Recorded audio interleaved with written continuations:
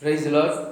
ஆண்டவரும் இரட்சகருமாய் இருக்கிற இயேசு கிறிஸ்துவின் நாமத்தினாலே அனுதின வாழ்வின் மன்னாவின் நிகழ்ச்சிக்கு உங்கள் அன்புடன் வரவேற்கிறேன். கர்த்தர் தாமே உங்களை ஆசீர்வதிப்பாராக. இந்த நாள் வாழ்வின் மன்னாவிற்காக தெரிந்து கொண்ட வேத பகுதி மல்கியாவின் புஸ்தகம் 2ஆம் அதிகாரம் 15வது வசனம் இப்படியாக சொல்லுகிறது: அவர் ஒருவனை அல்லவா படைத்தார், ஆவி அவரிடத்தில் பரிபூரணமாய் இருந்தது, பின்ன ஏன் ஒருவனை படைத்தார்? தேவ பக்தியுள்ள சந்ததியை பெறும்படி தானே. ஆகையால் ஒருவனும் தன் இளம் வயதின் மனைவிக்கு துரோகம் பண்ணாதபடிக்கு உங்கள் ஆவியை குறித்து எச்சரிக்கையாக இருங்கள் என்று சொல்லியிருப்பார்.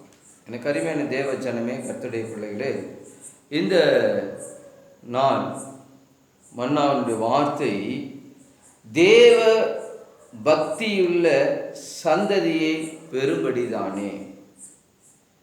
தேவ பக்தியுள்ள சந்ததி. ஆண்டவராகிய தேவன் ஆதாமை உண்டாக்கி நல்ல ஒரு தேவ பக்தியுள்ள சந்ததியை பெறுவார் என்று சொல்லி அவர் உண்டாக்கினார். ஆனால் ஆதாமோ தேவனுடைய சித்தத்தின்படி செய்யாமல், தேவனுக்கு கீழ்ப்படிந்து வாழாமல், தேவனை விட்டு பிரிந்து போகக்கூடிய காரியங்களை செய்து உறவு முறிக்கப்பட்டது. அவர்களால் தேவ பக்தியுள்ள சந்ததியை உருவாக்க முடியவில்லை, பெற முடியவில்லை. ஆனால் ஆண்டவருடைய நோக்கம் என்ன? தேவ பக்தியுள்ள ஒரு சந்ததியை உருவாக்க வேண்டும் என்கிறத தேவனுடைய திட்டம் சித்தமாயிருக்கிறது. நாம் ஆதியாகமத்தில் பார்த்தா நோவாவுடைய காலத்தில் தேவன் நோவாவை பயபக்தி உள்ளவர்களாக, ஒரு பயபக்தி உள்ள சந்ததியாக தேவன் தெரிந்து கொண்டார். அல்லேலூயா. ஆதாமுக்கு 7ஆம் தலைமுறையாக ஏனோக்கை தெரிந்து கொண்டு ஆதாமுக்கு 10ஆம் தலைமுறையாகிய நோவா பயபக்தி உள்ளவனாக, உத்தமனாக தெரிந்து கொண்டார். 12ஆம் அதிகாரத்தில் பார்க்கிறோம், ஆபிரகாமை தேவன் ஒரு பயபக்தியுள்ள சந்ததியை உருவாக்க வேண்டும் என்று ஆபிரகாமை தேவன் தெரிந்து கொண்டார். Praise the lord. அல்லேலூயா. அதனால தான் கலாத்தியர் புஸ்தகத்தில் 3ஆம் அதிகாரம் 16வது வசனம் இப்படியாக சொல்லுகிறது. கலாத்தியர் 3:16 இப்படி சொல்லப்படுது: ஆபிரகாமுக்கு அவனுடைய சந்ததிக்கும் வாக்குத்தத்தங்கள் பண்ணப்பட்டன, சந்ததிகளுக்கு என்று அநேகரை குறித்து சொல்லாமல் உன் சந்ததிக்கு என்று ஒருவனை குறித்து சொல்லியிருக்கிறார், அந்த சந்ததி கிறிஸ்துவே என்று சொல்லுகிறார். ஆமென், அல்லேலூயா. எனக்கு அருமையான தேவ ஜனமே, ஆண்டவராகிய இயேசு கிறிஸ்து தேவனை பிரியப்படுத்தும்படிக்காக, தேவனுடைய திட்டத்தை நிறைவேற்றும்படிக்காக, தேவ சத்தத்துக்கு கீழ்ப்படிந்து நடக்கிறவராக இந்த உலகத்துக்கு வந்து நமக்கு காண்பித்தவர். ஒரு மனிதன் எப்படி வாழ வேண்டும், ஒரு தேவ பக்தியுள்ள சந்ததி எப்படி உருவாக்க வேண்டும் என்று தேவன் இந்த பூமியிலே வாழ்ந்து காட்டினார். என் பிதாவுடைய சித்தத்தை செய்யவே நான் இந்த பூலோகத்துக்கு வந்தேன் என்கிறார். எனக்கு அருமையான தேவ ஜனமே, கர்த்தருடைய பிள்ளைகளே, தேவன் உங்கள் ஒவ்வொருவரை தெரிந்து கொண்டது தேவனுடைய சித்தத்தை செய்வதற்காக, தேவனுக்கு கீழ்ப்படிந்து வாழத்தக்கதாக ஒரு பக்தியுள்ள சந்ததியாக கர்த்தர் உங்களை தெரிந்து கொண்டார். அதுதான் ஆண்டவராக இயேசு கிறிஸ்து வாழ்ந்து காட்டினார். அவர் மரண பரியந்தம் கீழ்ப்படிந்தவராகி தன்னை தாழ்த்தினார் என்று சொல்லி பார்க்கிறோம்.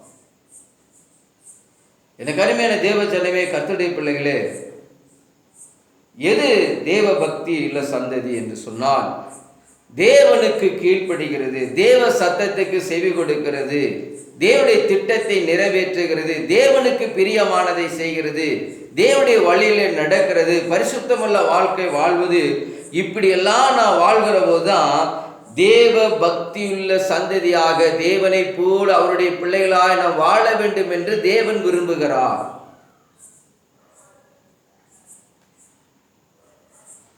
அல்லேலூயா.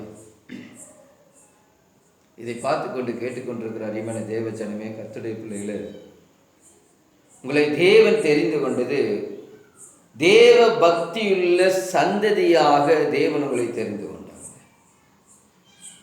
தேவ பக்தியுள்ள சந்ததியை பெறும்படிக்கு தேவன் உங்களை தெரிந்து கொண்டார். நீங்க இப்ப எந்த நிலையில இருக்கிறீங்கிறத நீங்க யோசனை பண்ணி பாருங்க. தேவ பக்தியுள்ள சந்ததியில இடம் பெறுகிறீங்களா? தேவனுக்கு கீழ்ப்படுகிறீங்களா? தேவ சத்தத்தை கேட்கிறீங்களா? தேவனுடைய சத்தத்துக்கு கீழ்ப்படிந்து நடக்கிறீங்களா? அவருடைய திட்டத்தை நிறைவேற்றுகிறீர்களா? அவருடைய சித்தத்தை நிறைவேற்றுகிறீர்களா?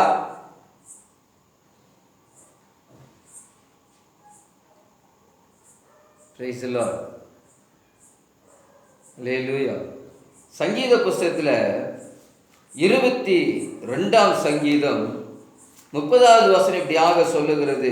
சங்கீதம் 22க்கு நேரம் திருப்பி கொள்ளுங்க. அதுல 30வது சங்கீதத்தை கவனிங்க. ஒரு சந்ததி அவரை சேவிக்கும், தலைமுறை தலைமுறையாக அது ஆண்டு அது ஆண்டவருடைய சந்ததி எனப்படும் என்று சொல்லப்படுகிறது. ஒரு சந்ததி அவரை சேவிக்கும், தலைமுறை தலைமுறையாக அது ஆண்டவருடைய சந்ததி எனப்படும் என்று சொல்லப்படுகிறது.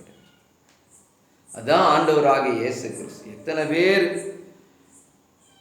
இயேசு கிறிஸ்து நாமத்தினாலே ஞானஸ்தானம் பெற்று அவருடைய பிள்ளைகளாகி பிள்ளைகளானீங்களோ அவர்கள்லாம் ஆண்டுடைய சந்ததி என்று சொல்லப்படுகிறது. அதே கலாத்தியர் 6ஆம் அதிகாரம் 3வது அதிகாரத்தில் அந்த கடைசி வசனம் இப்படியாக சொல்லுகிறது. கலாத்தியர், நீங்கள் கிறிஸ்துடையவர்களானால் ஆபிரகாமின் சந்ததியாராயும் வாக்குத்தத்தத்தின்படி சுதந்திரராயும் இருக்கிறீர்கள். எனக்கு அருமையான தேவச்சனமே, யார் சுதந்திரம்? ஆபிரகாம் தேவனுடைய வார்த்தைக்கு கீழ்ப்படிந்து எல்லாவற்றை செய்தார். நோவா தேவனுக்கு கீழ்ப்படிந்து அவர் செய்த எல்லாவற்றையும் நோவா செய்தான் என்று சொல்லி பார்க்கிறோம். யாரு தேவ பக்தியுள்ள சந்ததி?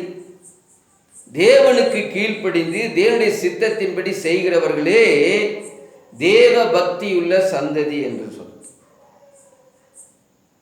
அதனாலதான் இந்த 16வது வசனம் சொல்லுது, ஆபிரகாமுக்கு அவனுடைய சந்ததிக்கும் வாக்குத்தத்தங்கள் பண்ணப்பட்டன, சந்ததிகளுக்கு என்று அநேகரை குறித்து சொல்லாமல். எல்லாரும் பிள்ளைகள் அல்ல. யாரு தேவனுக்கு கீழ்ப்படிந்து யாரு தேவ சித்தத்தை நிறைவேற்றுகிறார்களோ அவர்கள் தான் தேவனுடைய சந்ததி. அவங்க தான் தேவ பக்தியுள்ள சந்ததி.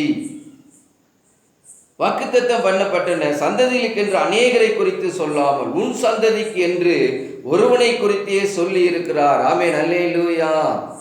உன் சந்ததிக்கு என்று ஒருவரை குறித்தே, அந்த சந்ததி கிறிஸ்து. எப்படி ஆண்டவராக இயேசு கிறிஸ்து தேவ திட்டத்தை தேவ சித்தத்தை செய்வதற்கு அவர் அப்படியே கீழ்ப்படிந்து நடந்தாரோ அதை போல நீங்கள் ஒவ்வொருவரும் தேவனுடைய வார்த்தைக்கு கீழ்ப்படிந்து ஒரு தேவ பக்தியுள்ள சந்ததியை உருவாக்க வேண்டும். நீங்க உருவாங்களா? இப்பொழுதே உங்க இருதயத்தில் கையில் வச்சு, ஆண்டவரே என்னோட தேவ பக்தியுள்ள சந்ததியாக என்னை மாற்று என்று சொல்லி கேளுங்க.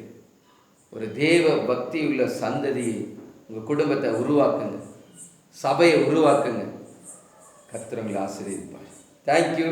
God bless you. ஆமென்.